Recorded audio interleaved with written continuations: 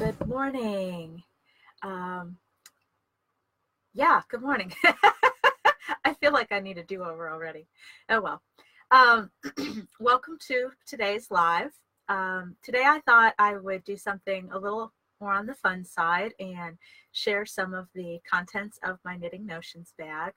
Um, okay, so first of all, I'm going to go ahead and address the elephant in the room, which is my ponytail.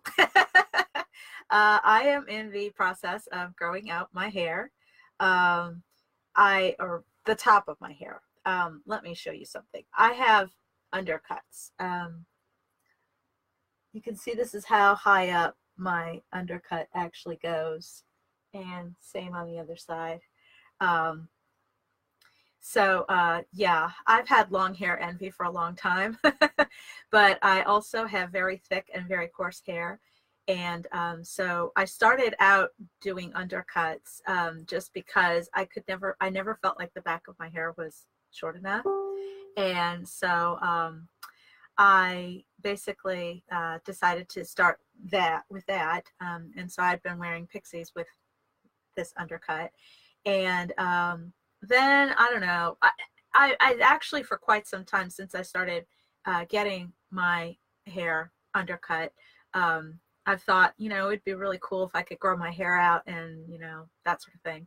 But I always got impatient with it because my hair gets difficult to manage even with an undercut the longer it gets.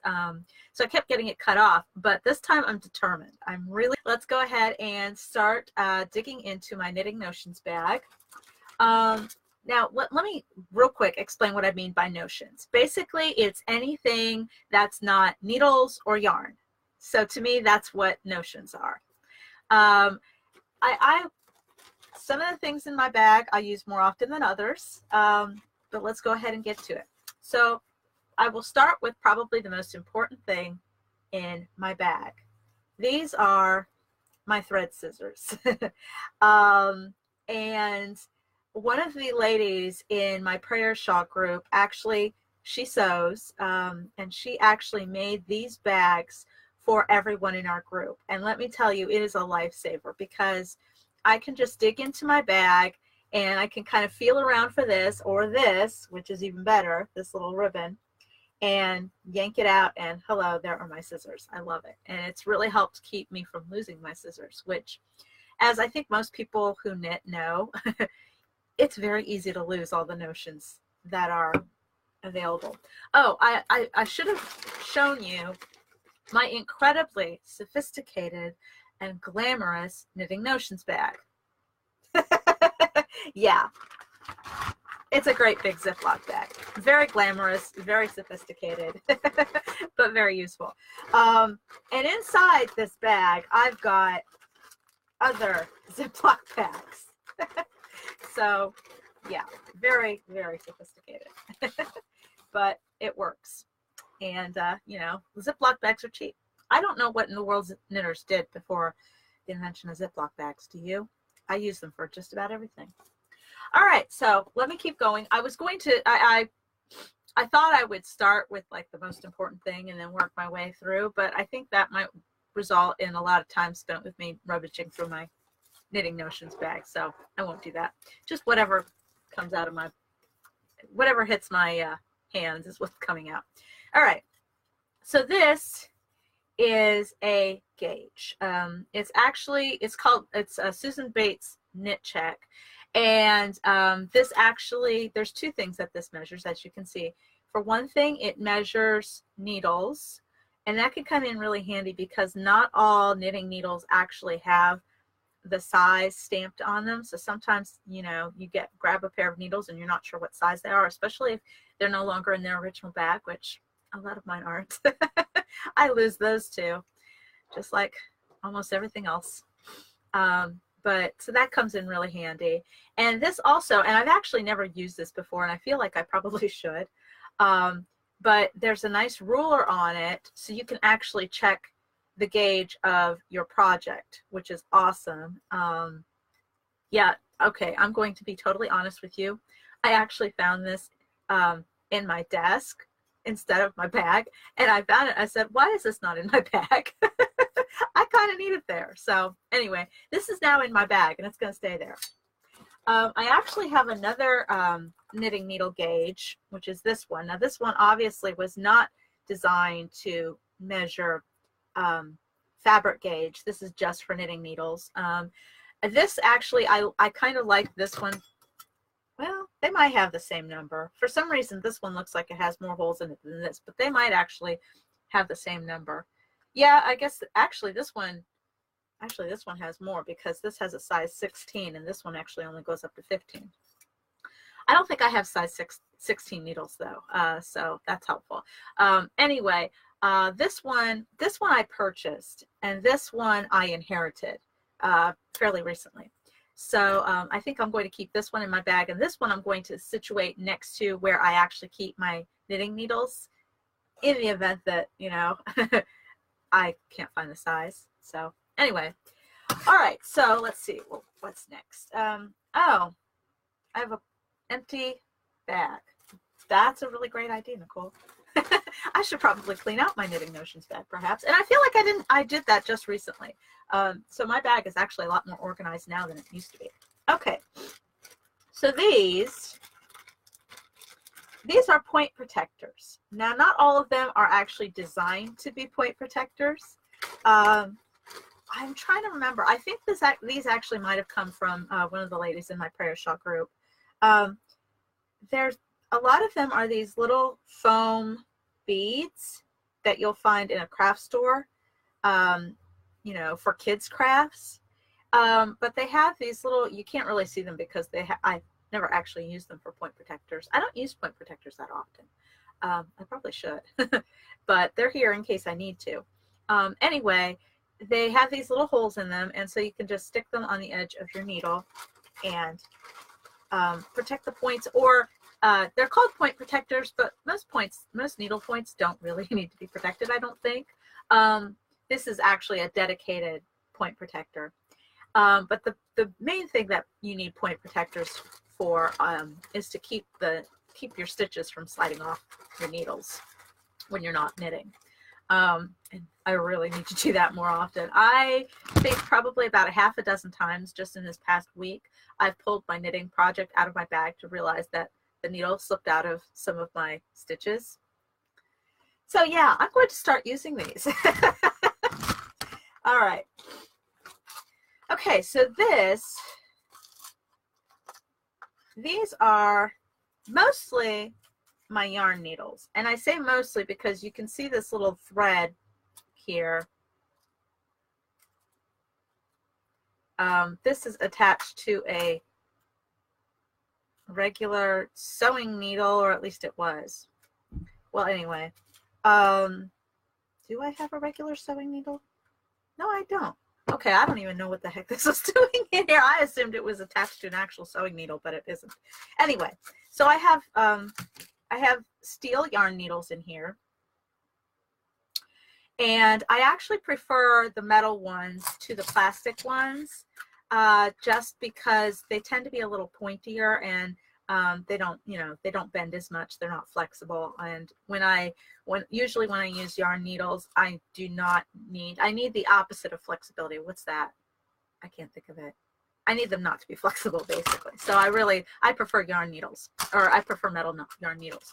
This box, I used to keep my yarn needles in this little tiny plastic baggie. Actually, no, I used to keep them in the case that some of them came in. And it wasn't so much a case as just kind of like a bit of plastic that folded over itself.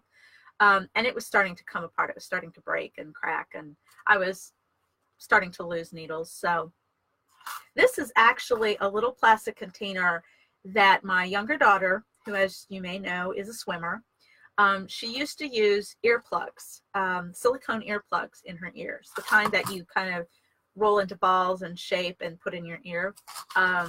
And she got them all the time. And then just in the last couple of months, she doesn't wear them anymore. And I happened to grab one of these and thought, you know what, I'll bet I could use this for some sort of knitting notions. And then as my yarn needle container, so to speak, started to fall apart, I said, bingo. So that's where that comes in. Little tip for you.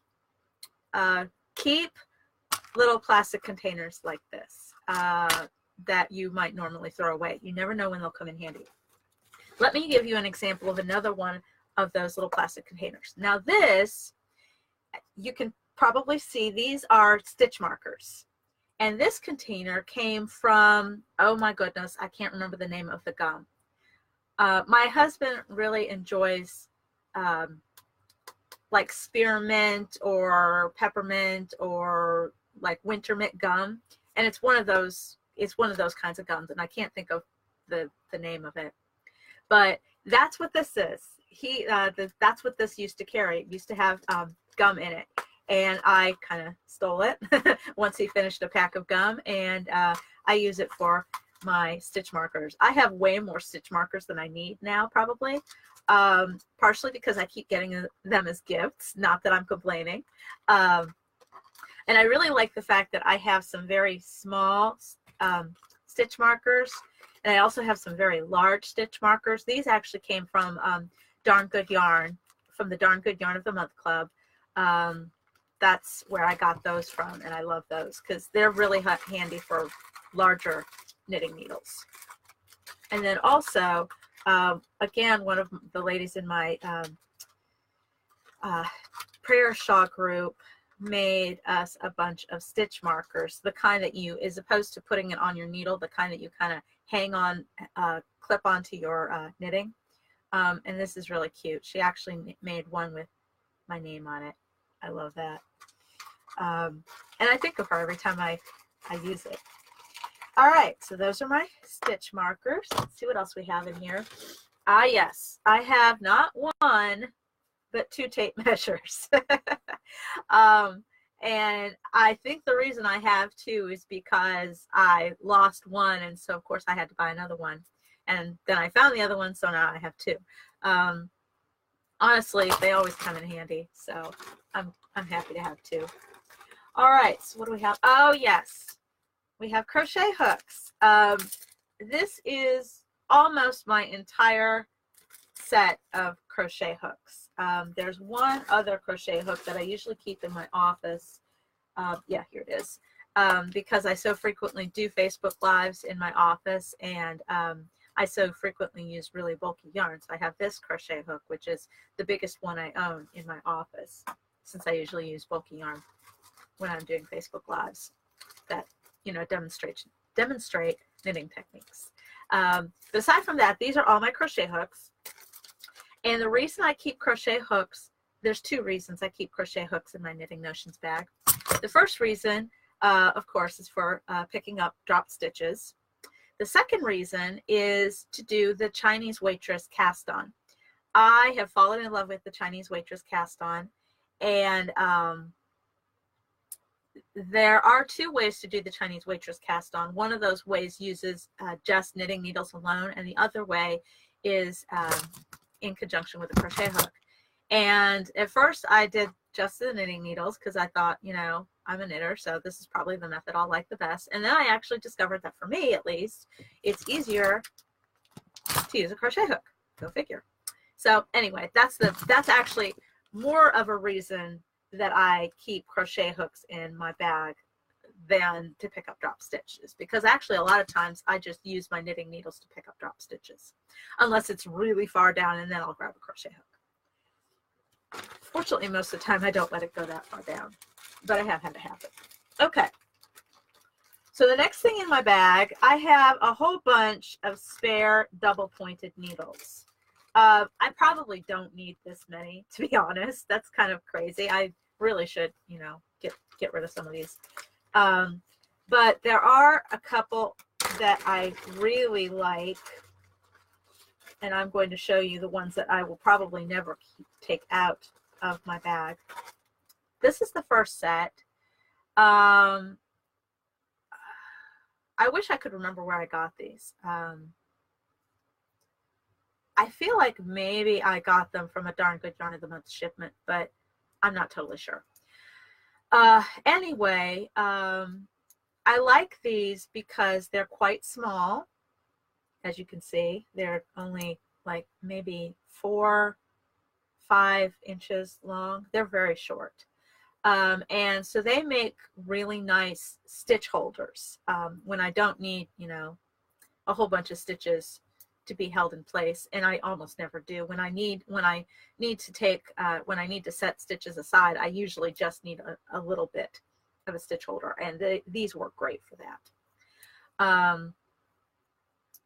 Did I say that there were a couple reasons? That's really the only reason I keep these, and I probably don't need to keep all of them because I don't normally need more than maybe 2 stitch holders at the most, but you never know. I could need more. And also, I just like to keep them together. I'm kind of OCD that way. I really like to keep all my stitches or all my double pointed needles together. Okay, so then let me show you the other one. Speaking of stitch holders, that's what these are. These are stitch holders, and these I also inherited from my husband's grandmother. And they must be ancient because I've never seen them in a store or in a catalog or anything like that, but I absolutely love them. They have this little knob at the end that doesn't come off, and then there's this part that does come off, and so you just slip your stitches onto here, and then you take this little cap and pop it there, and then your stitches are not coming off. And it's really handy, and I've used both of these a lot. Now, why would I need these when I have these? Because these are open-ended. Sometimes you want open-ended stitch holders. But when I don't need open-ended stitch holders, I use these. Fabulous. Again, I really probably don't need the rest of these. I could probably take them out, but I probably won't because I'll turn this off and I'll forget all about it. All right. I think I'm almost done. Let's see. I have another empty plastic bag. Are you kidding me with this? Oh, it's not just any empty plastic bag, people. This has Rey from The Force Awakens and The Last Jedi. It's not just an empty bag. I don't want to throw this away. I probably don't need it in my Knitting Notions bag, but I definitely don't want to throw it away. All right. Here I have cotton yarn, and I have this cotton yarn for the times when I, again, need stitch holders, but I don't want stiff stitch holders for whatever reason. So this comes in really handy for that. I used to have it all over my Knitting Notions bag. I just left them loose, and I eventually realized this was stupid. I needed to put them in one place so they weren't getting tangled up with everything. Okay, I think I'm down to my last couple of items. Yes, I just have 2 more items. One is a row marker, and I don't use this as often as I should, honestly. Well, I think part of the reason I don't use it that often is because most of the patterns that I knit, they don't tell you to count rows. Or if they do tell you to count rows, it's they're like rows that are easy to count, just, you know, visually. Most of the time, the patterns that I knit just tell you to measure the length. So most of the time, I don't need a row counter. But when you do need a row counter, this comes in very handy. As you can see, there's a hole in the center. So you can, do I even have, oh, here we go.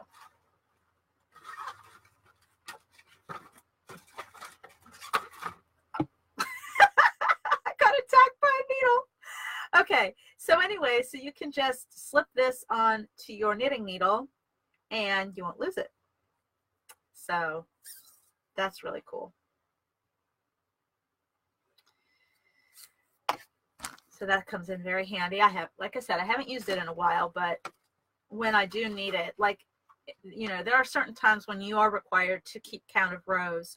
Like if you're knitting a chart, for example, this would come in super, super handy if you are following a knitting chart, because sometimes you can't necessarily tell what row you're on just by looking at it and counting. So this comes in really handy for chart knitting.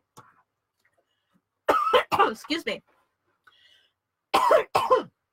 Oh my goodness. I don't know what just happened there. Okay. Last thing. This I picked up in a yarn shop many years ago. And this is really cool. And I keep it in my Notions bag because I think I used to keep it in my purse, and it was just, you can see, it's not in great shape. It got seriously warped. And I think that's from being in my purse. So I changed it to my Knitting Notions bag. And this is really cool. This particular Knitter's Handy Guide to Yarn Requirements, it basically has nifty charts. It'll tell you about how much yarn you'll need for mittens and gloves and socks and tams. Oh, that's a kind of hat, isn't it? Kind of like a beret, I think. I hope. If I'm wrong, tell me. But I think that's what a tam is. I think that's like the Scottish term for a tam. Anyway, scarves. Then there's also hats, non-tam hats. There's also, this is really cool too, there's a chart that tells you standard yarn weights, needle sizes, and gauges. So it'll give you the yarn weight, and then it'll tell you about what needle size you'll need, and then it'll tell you what kind of gauge you can expect to get from it. So, and then there's also one for sweaters and vests. And this is really cool because if you are ever in a craft store or a yarn shop, and you have a project in mind and you're wondering, well, how much am I going to need for this project that I have in mind, then you have this. And again, that comes in really handy. And not even just in a craft store or a yarn shop. Even when you're shopping online for some particular project, this comes in really handy. All right, folks, that is it. That is everything in my Knitting Notions bag. Let me know if there's anything you think that I should have in my Knitting Notions bag that I don't. And feel free to tell me some of the contents of your Knitting Notions bag. Or if you've never even carried a Knitting Notions bag, let me know if this is something you might want to do to make your knitting on the go a little easier. That's the main reason I have a Knitting Notions bag, is so I can carry my knitting bag everywhere, and then I always have what I need whenever I'm knitting away from home. So. And it also helps keep them from getting lost too, which is really handy. All right. Thank you so much for watching. I will see you later. Bye-bye.